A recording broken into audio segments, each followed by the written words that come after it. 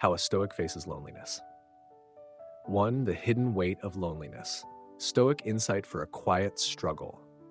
Have you ever felt surrounded by people, but completely alone? Maybe at a party, at dinner, at work, you laugh, you nod, you say all the right things, but somewhere deep inside, there's a silence that no voice seems to reach. A hollow space no connection seems to fill. You're not broken, you're not strange, you're just human. And in today's world, where we are constantly connected through screens, messages, and noise, loneliness has quietly become one of the most common emotions people carry, yet rarely talk about. We live in a time of unprecedented connection. You can message someone across the world in seconds. You can scroll past hundreds of lives in minutes. You can be liked, followed, and tagged, and still feel invisible. That's the hidden weight of loneliness. It doesn't always come from being alone. It often comes from being unseen. But here's the truth that the Stoics understood over 2,000 years ago. Loneliness is not a flaw. It's a signal that something inside us is asking to be heard.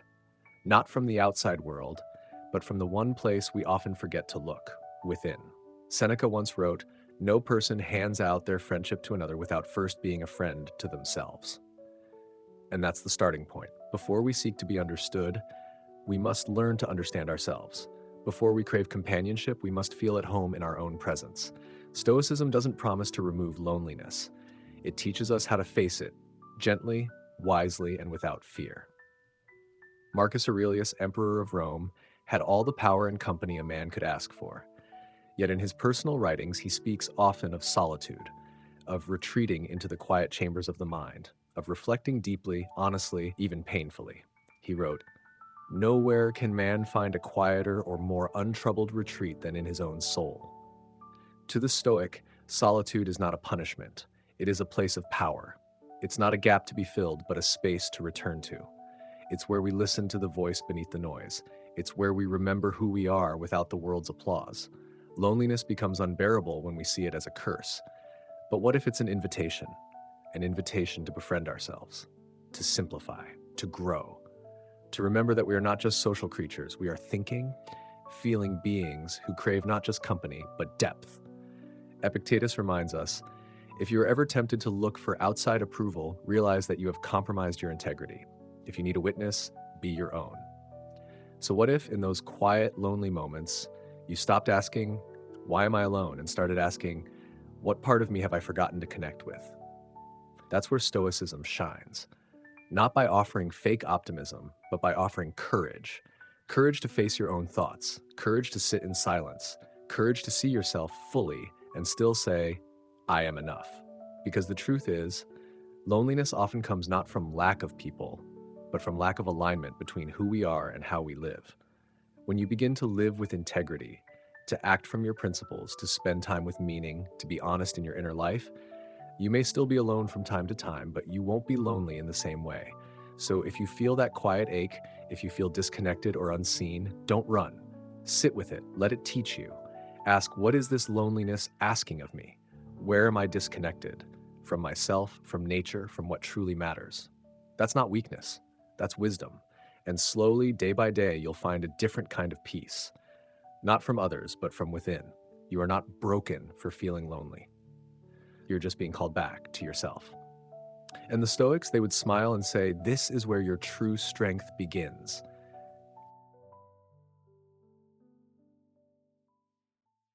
Two, the Stoic distinction, alone versus lonely. Turning isolation into inner strength. Being alone and feeling lonely are not the same. It's a quiet difference, but a powerful one. Alone is a condition.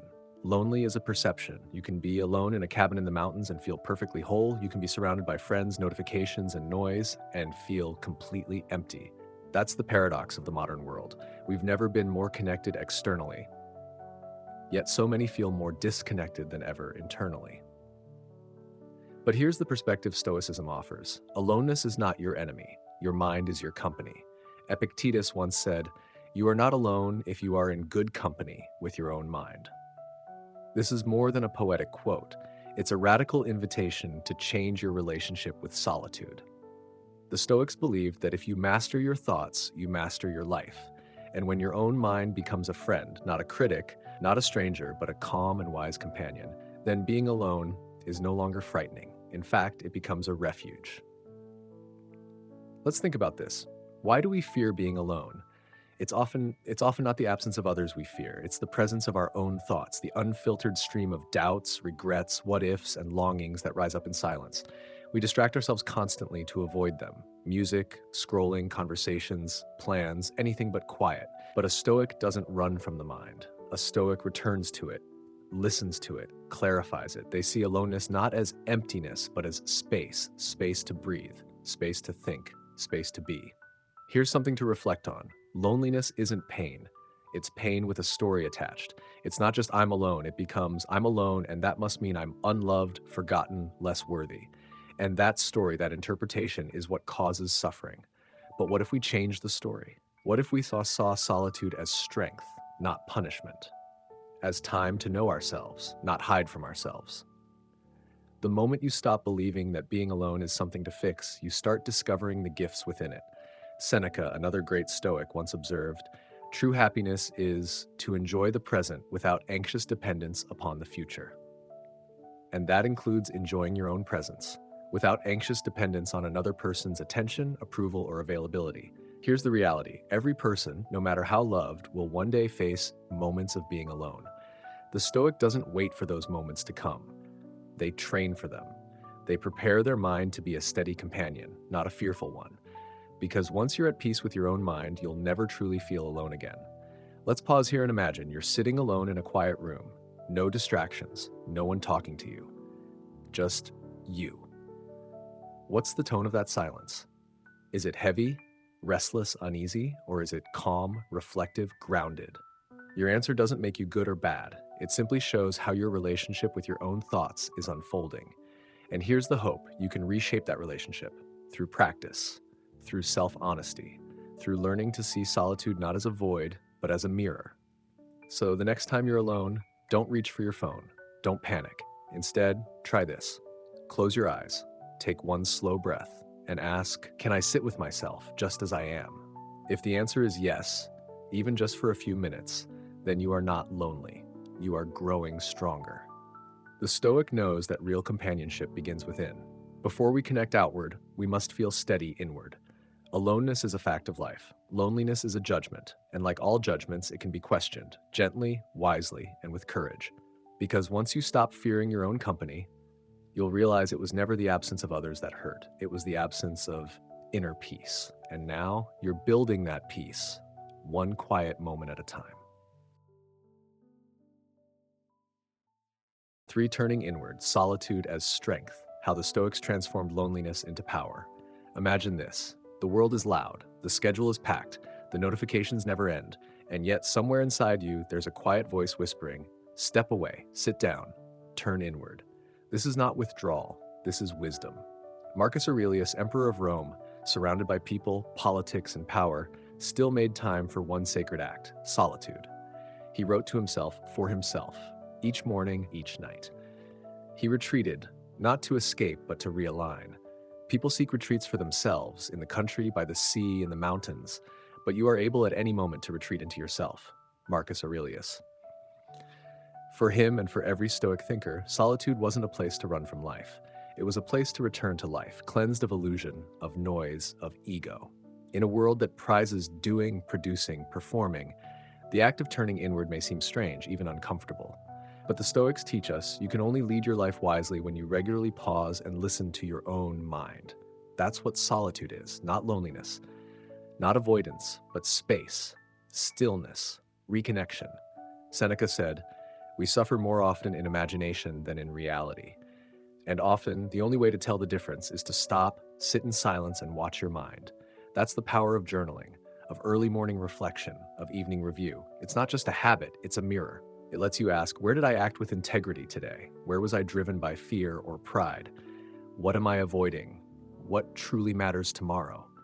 Solitude gives you the answers, not through noise, but through awareness. Epictetus called this the inner citadel, a place no storm could shake, no opinion could breach, no loss could destroy. But here's the catch.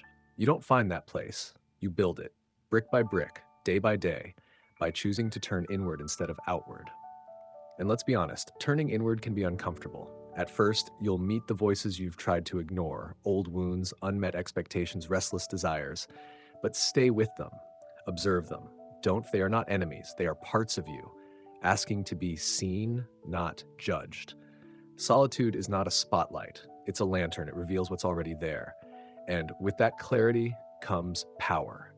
The Stoic doesn't use solitude to wall themselves off. They use it to return to the world with clearer eyes and a steadier heart. They journal so they don't repeat the same emotional mistakes. They reflect so they can respond rather than react. They sit in silence not because they don't care, but because they care deeply about living well. So the next time you feel overwhelmed, not just by tasks, but by your own thoughts, don't scroll, don't distract, don't numb. Sit, breathe, ask, listen. You may find that what you thought was loneliness was really a call to return to yourself. Solitude is not a weakness. It is a practice, a discipline, a sanctuary. It is the quiet room where truth lives, and the more time you spend there, the more your outer life begins to reflect your inner clarity. So here's a reflection to carry with you. What if the greatest source of strength isn't found in being busy, but in being still? Turn inward, not to escape, but to anchor. Not to hide, but to rise. Because in that silence, in that space, you'll remember you were never lost. You were just waiting for your own attention. 4. Building inner dialogue. Turning silence into wisdom. There's a kind of silence that feels heavy, not peaceful, not calm, just empty. Maybe you've felt it before, late at night when the world quiets down and it's just you and your thoughts. Most people try to escape that moment. They turn on music, they scroll, they reach for something, anything to drown out the quiet.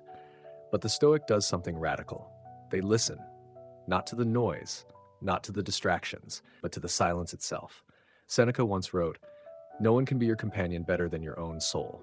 That line reveals a secret hidden in plain sight. You're always with yourself, everywhere you go, every single day. The question is, what kind of companion are you? Is your inner voice kind or cruel? Is it calm or chaotic? Does it help you grow or hold you back? In Stoicism, your inner dialogue isn't just background noise. It's your most powerful tool or your greatest saboteur. The Stoics didn't wait for silence to arrive to start the conversation. They created it on purpose through journaling, meditation, morning reflection, and evening review. These weren't self-help trends. They were survival skills for the soul. They knew if you don't shape your inner voice, the world will do it for you. And the world is loud, reactive, impulsive. You must build something deeper. So how do you begin? It starts with awareness, just noticing the tone of your thoughts. Are they impatient? Are they blaming? Are they fearful? Then ask yourself, is this the kind of voice I want guiding me through life? If not, it's time to rewrite the script. The Stoic inner voice is 3 things. 1, wise. It doesn't get caught up in drama. It asks, is this in my control? 2, compassionate. It doesn't punish mistakes. It says, learn and try again tomorrow. 3, honest. It doesn't lie to feel better. It speaks truth even when it's hard.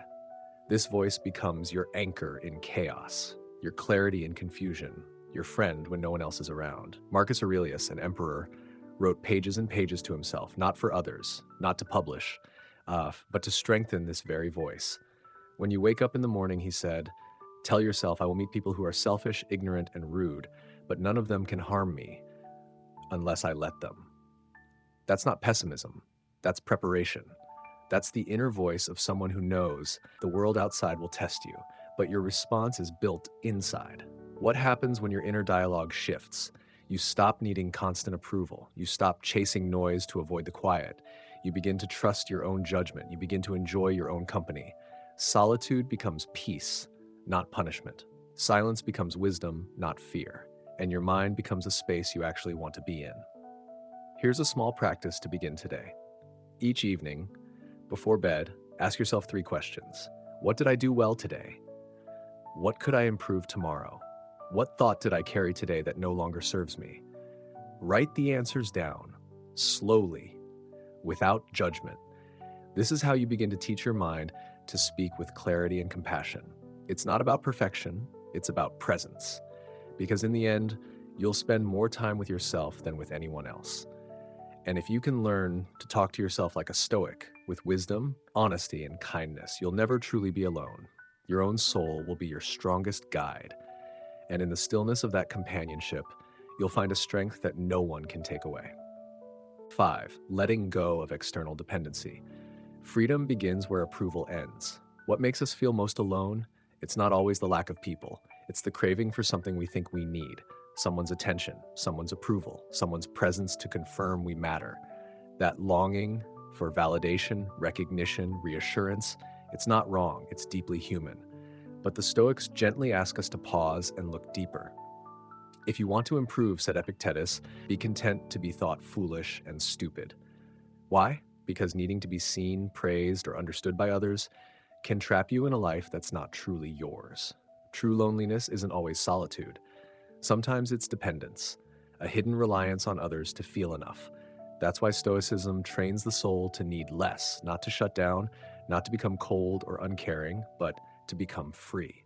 The more you depend on others to define your worth, the more power you give away. If your peace depends on their opinion, then your peace isn't yours. If your identity shifts with their praise or silence, you don't yet know who you really are. But when you begin to turn inward, to listen to your own values, your own reason, your own truth, that's when the foundation becomes solid. Seneca said, "He who needs riches least enjoys them most." That same idea applies not just to money, but to attention, approval, and even companionship. When you stop needing something to be whole, you're finally free to appreciate it fully, without fear of losing it. This is not about isolating yourself, it's about anchoring yourself, so that when relationships come, you greet them with joy, not desperation. When attention comes, you welcome it with humility, not hunger. And when life feels quiet, you remain at peace. This quiet confidence is something Stoics cultivate every day. It's not arrogant, it's not selfish. It's the deep calm of someone who knows who they are, with or without applause. Epictetus told his students, "Who is your master? The man who has power over what you want." When what you want is external, status, affection, recognition, then anyone who controls those things owns part of your peace. But when your desires are internal, clarity, virtue, purpose, no one can touch them. No one can take them. So how do you begin letting go of this dependency? Start small. Ask yourself, would I still do this if no one noticed? If the answer is yes, you're acting from integrity, not image. When you feel the itch to post, reply, impress, pause. Ask, what need am I trying to fill right now?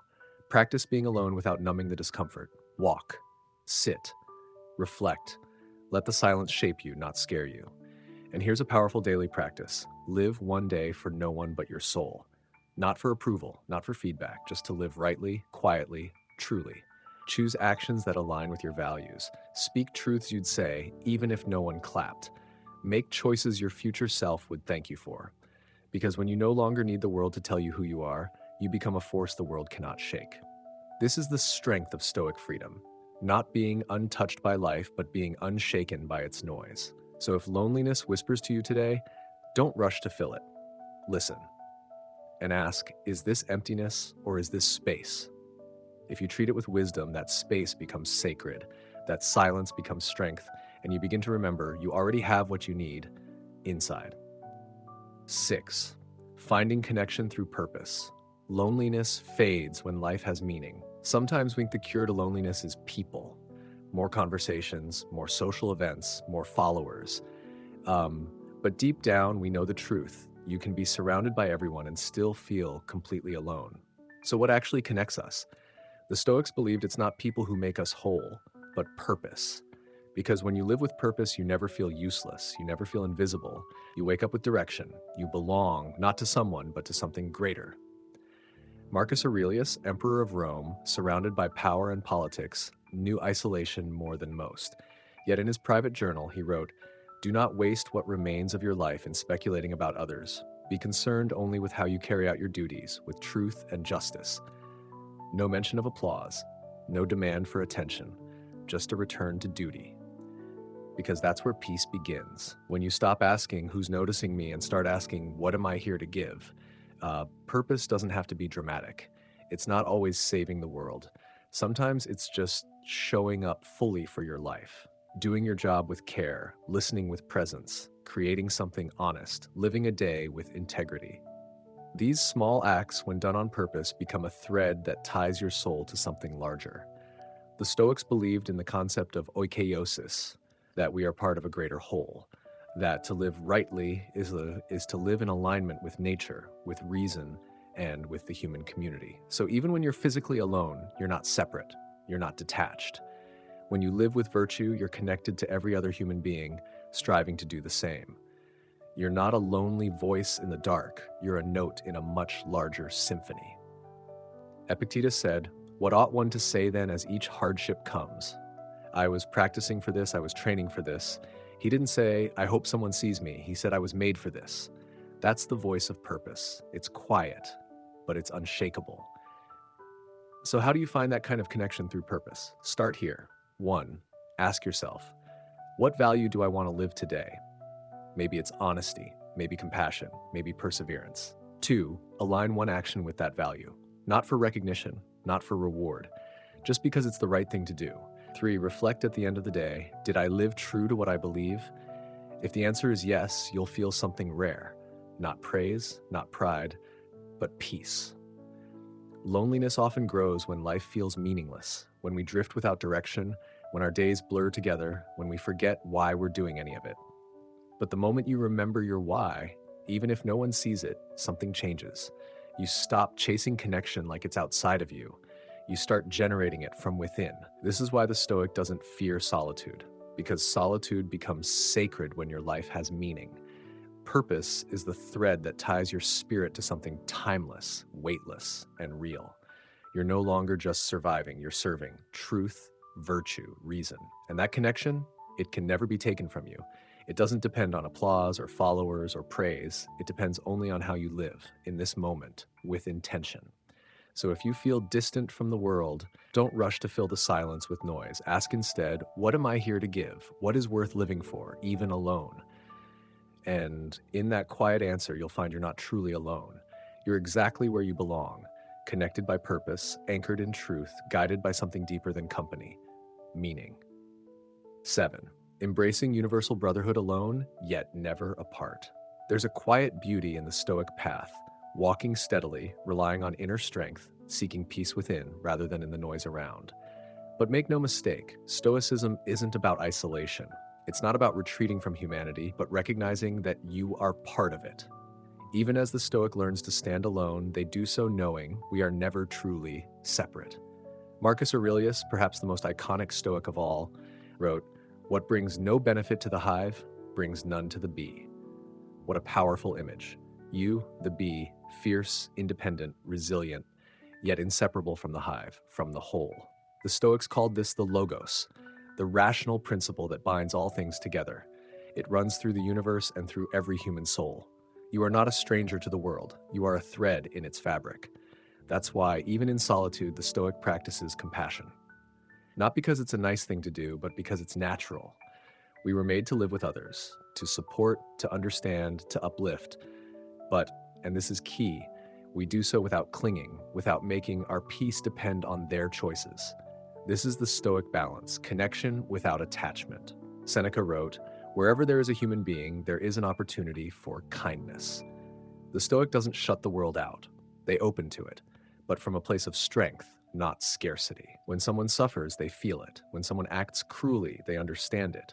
Not by condoning it, but by seeing that we all share the same flawed human nature. This sense of universal brotherhood is what allows the Stoic to remain steady, not cold, but clear. They don't lash out, they don't depend on praise, they don't chase popularity, but they care deeply about the shared condition of humanity. Because to live rightly is to recognize that you are not the center of the world, but a part of its wholeness. So how do you practice this Stoic brotherhood? First, see others not as threats, but as mirrors. Every frustration, every disagreement is a chance to strengthen your understanding. Second, respond with compassion, not contempt. Even if you disagree, even if you're hurt, it doesn't mean you condone bad behavior, but you remember everyone's fighting a battle you can't see. Third, serve where you can, lift where you stand. Let your strength be a source of calm for others, not because you need their thanks, but because you live by principle. Epictetus said, when someone irritates you, it's your own mind that lets it happen. Be patient, be forgiving, that's your nature. That's it. That's Stoic compassion. Not soft, not weak, but powerful because it's chosen. It says, I will not let your behavior define my response. I will be who I choose to be, kind, grounded, aware. In a world that feels more divided every day, this mindset is a quiet revolution. To be self-sufficient, yet never indifferent. To walk alone, but never forget that we walk together. Because when you live like this, you stop seeing strangers. You start seeing kin. Not everyone will understand you. Not everyone will walk the same path, but you'll carry something sacred, a calm sense that you belong, not to a crowd, but to a shared humanity. So yes, be strong on your own. But never forget, you are never truly alone. You are part of something larger. You always were. That's not weakness, that's connection. And that's where true Stoic strength lives, in the soul that stands steady and still reaches out its hand. 8. Solitude as a training ground for peace. When you're alone, you meet yourself. What if being alone wasn't something to fix, but something to feel? What if this quiet, this emptiness, this space that feels so hollow sometimes, was actually sacred? The Stoics didn't fear solitude. They embraced it. Not because they didn't feel loneliness, but because they saw through it. To them, solitude wasn't punishment. It was preparation, a training ground, a place to build something deeper than noise, approval, or distraction. Marcus Aurelius, emperor of Rome, surrounded by power, people, politics, found his greatest wisdom in silence. Alone in his tent at night, he would write to himself, not to the world. He called on his soul. He questioned his habits. He reminded himself, nowhere can man find a quieter or more untroubled retreat than in his own soul. And maybe you felt it too, that stillness when the world quiets down, when your phone's silent, when no one's watching, when it's just you and you. At first, it might feel uncomfortable, awkward, restless, because modern life tells us to run from silence, from stillness, from solitude.